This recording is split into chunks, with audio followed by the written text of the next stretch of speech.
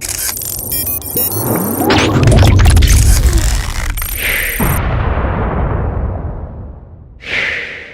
talk about the hardware, and I think this is going to be really what comes into play when it comes to you go Apple or you go PC. So I'll start with this. Hands down, hardware-wise, PC. Like landslide victory. The reason why is because you can build your own PC. You can get other people to build it for you. And the thing with that is you can upgrade your PC for at least 2 to 3 year cycles. You start off with like your motherboard, your CPU, and most like your memory, right? Like those 3 things. You can have those for like 3 to 5 years before you need to do a hardware refresh on your entire system or parts of your system. You can swap in and out your hard drives. The possibilities are just endless when it comes to PCs. You know, you can swap out your graphics card. You can get a better quality sound card. You can get anything that you really need to beef up the inside of the PC. Whereas when it comes to an Apple, you're pretty much screwed. Regardless if you have a MacBook or an iMac, there's only so much you can do with these guys these days. Minus like maybe the memory upgrade, possibly the hard drive on certain MacBooks, depending on what year it is. Like whatever you buy, you're stuck with. You pay a premium if you want to upgrade, like going from 8 gigs of memory, which is pretty like pathetic these days when it comes to Apple, because there's so much multi-processing that's going on, so many applications you have going on. 8 gigs of RAM is like not even bare minimum. But they charge you an arm and a leg to go from 18 to 16, like a ridiculous amount of money. Accessories and peripherals go, I also have to say Windows beats it out. I have a plethora of mechanical keyboards and different mice that the software, it just works. It works on Windows. Maybe it's more optimized, maybe their engineers built it better for Windows.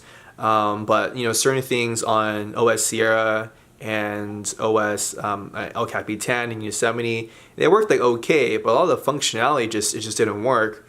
Or sometimes the drivers would crash and I'd have to either close out a boatload of applications or reboot my entire Apple system just to get things to work properly. When it comes to Windows, like you can buy anything from any brand, any manufacturer, you plug it in and it's gonna work.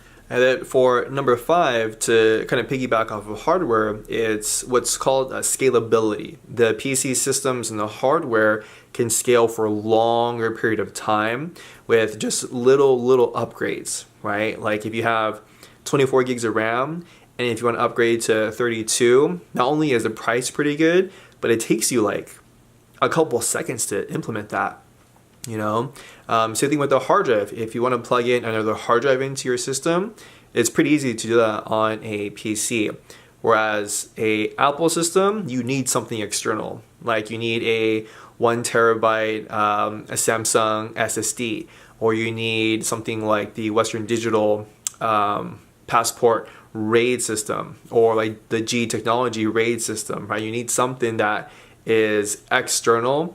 And a lot of times, like whatever you get is what you get. On the PC side, motherboards these days, from MSI to Gigabyte to Asus, they come with so many SATA ports that you can plug in like 10 hard drives you wanted to, plus external hard drives running off of USB if you wanted to. And number 6 is going to be versatility. And Windows-based systems, hands down, I think offers so much more versatility than the Apple system does.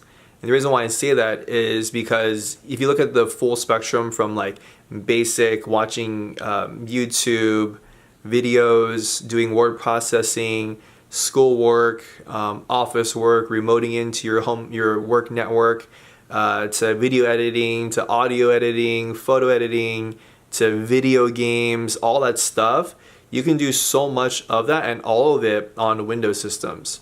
Whereas on the Mac system, you have to pay like an extreme premium. I mean, like I'm running out of camera space here, right? There's just that much of a deficit when it comes to getting the right amount of performance for what you pay for. Because you can purchase something like, I use Adobe CC Cloud, so I have the whole Adobe suite. I only use like 3 of them: Lightroom, Premiere Pro and After Effects. But you know, running that on my 27-inch 5K iMac, which has like decent specs, but compare that to my PC, I mean, it's like day and night different, right? And video games too, right? If you're gaming on an iMac, like you're not gonna get the best bang for your buck, especially with the amount of money you're paying. Even if you have an iron MacBook Pro, that's still gonna cost you $2,500 for like the bare minimum. Whereas a gaming laptop like from Sega, Clevo, Alienware, MSI, Asus, you can probably spend half of that and get like 10 times to 20 times more performance. Same thing on the desktop side. If you build your own desktop, the one I built in 2016, January, that cost me about $2,500 or so, minus my monitor, because that sucker alone costs like $1,000. So I'm not going to calculate that. But yeah, for $2,500, if you bought that thing, compared to like an iMac, which is roughly the same price, but if you wanted to actually get an iMac that's comparable, you're looking at like way more than that, $4,000, right? For something that sort of competes with a fully built desktop system. I'm switching a little scenery. This is the other side of my room where I have my my PC set up. This is running off a Acer X34 Predator, 34-inch widescreen Quad HD with G-Sync. All right, so again, I have two setups for two different purposes. This PC I originally built for gaming. I spent so much time on it, and it's like a love of labor that I could have sold it, you know, but I feel like now with this channel, I have an opportunity to be more versatile for you guys, kind of showing you the ins and outs of Apple versus PC. And so the last thing is this. What is it that you need your computer system for? Do you need it for video editing? Do you need it for photos? Do you need it for video gaming? Do you need it for a family system? There are a lot of decisions that are involved when it comes to buying a PC, to buying an Apple. I think the one thing that will definitely determine why you go with one or the other is look at it from like a 5 to 10 year span. I know that's a lot to consider because you don't know what's going to change in 5 to 10 years, but I'll give you two things to consider when it comes to ultimately buying Apple or PC. Look at it from like your level of experience and what you need it for the next 5-10 years. If you're not using your computer systems, your hardware for monetization, for income, for business like I do, then you don't really need all the money from an Apple, because you got to pay a lot just for like 1 to 2 years. Then after that, things start to slow down. You wish you could upgrade because, you know, someone suggested that, hey, you could use more memory. You can do a faster CPU. You could get a better graphics card. Well, you're pretty much not able to do any of that with an Apple system. If you feel like maybe down the road you want to kind of get into stuff that's like intermediate, hobbyist level, with the option to go full scale for like business purposes, monetization, making income from home through content marketing to creative work, then definitely go with the PC.